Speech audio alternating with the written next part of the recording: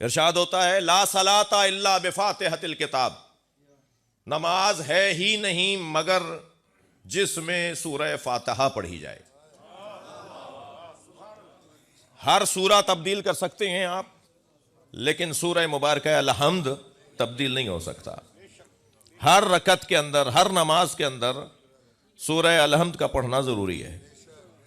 تیسری اور چوتھی رکعت میں پھر اختیار ہے، لیکن نماز تو کم سے کم ایک رکعت ہی ہے، جیسے نماز وتر ہے، اور 2 رکعت ہی ہے جیسے نماز فجر ہے۔ مگر 2 رکعت ہی ہو یا 1 رکعت ہی ہو، سورہ الحمد کے بغیر نماز نہیں ہے۔ لا صلاۃ الا بفاتحۃ الکتاب، نماز ہے ہی نہیں مگر یہ کہ فاتحۃ الکتاب اس میں ہو۔ اسی لب و لہجے کی ایک اور حدیث بھی ہے، لا صلاۃ لجار المسجد الا فی مسجد، مسجد کے پڑوسی کی نماز ہی نہیں ہے مگر ہے تو مسجد میں ہے۔ جو مسجد کے پڑوس میں رہتا ہو وہ اسے مسجد میں ہی نماز پڑھنی ہے۔ اب یہ لا صلاۃ الا بفاتحۃ الکتاب، لا صلاۃ لجار المسجد الا فی مسجد، یہ دونوں حدیثیں کیا ایک ہی وزن کو پہنچا رہی ہیں؟ یعنی جو لوگ نماز گھر میں پڑھتے ہیں ان کی نمازیں باطل ہیں؟ نہیں، اطمینان سے کہیے نہیں ہے۔ مگر حدیث کہہ رہی ہے کہ اس کی نماز ہی نہیں ہے جو مسجد کے پڑوس میں رہتا ہو اور مسجد میں نماز نہ پڑھتا ہو۔ چلیں پلٹیں پھر دوبارہ ان دونوں حدیثوں کی طرف جس میں ارشاد ہو رہا ہے من مات ولم یعرف امام زمانہ فقط مات میتۃ جاہلیہ، جو مر جائے اور اپنے زمانے کے امام کی معرفت نہ رکھتا ہو وہ کفر کی موت مرا۔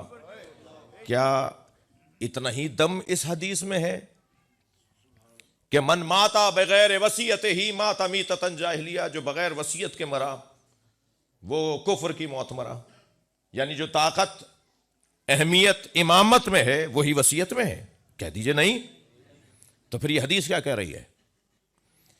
حدیث کا منکر نہ سمجھنے پر، نہ روشن ہونے پر انکار کرنے والا شاگرد اور طالب علم نہیں ہوتا۔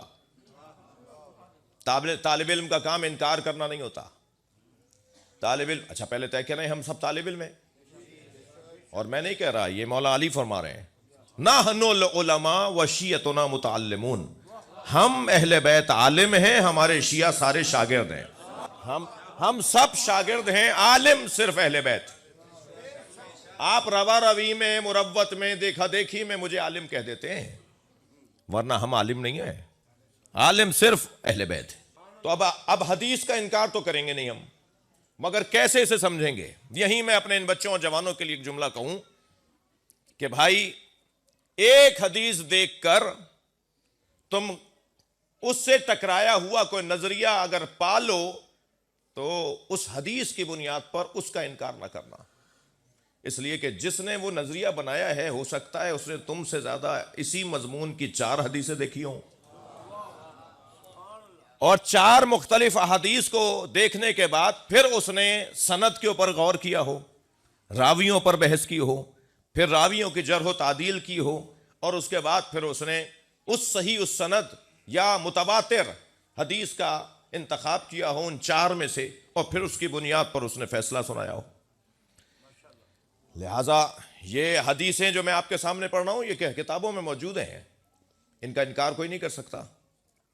پھر کیا مطلب ہے؟ مطلب یہ ہے کہ لا صلاۃ لجار المسجد الا فی مسجد، مسجد کے پڑوسی کی نماز ہے ہی نہیں مگر یہ کہ مسجد میں ہے۔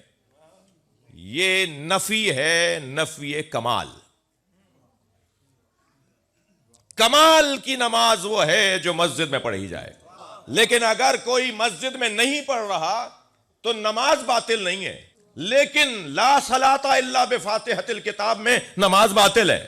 وہ مسجد میں پڑھنے والا نفی کمال کی طرف رہنمائی پائے گا، مسجد میں نہ پڑھنے والا، اور جو سورہ الحمد کے بغیر پڑھ رہا ہے اس کی نفی حقیقت، نفی وجود ہے، یعنی اس کی نماز واقعی نہیں ہے۔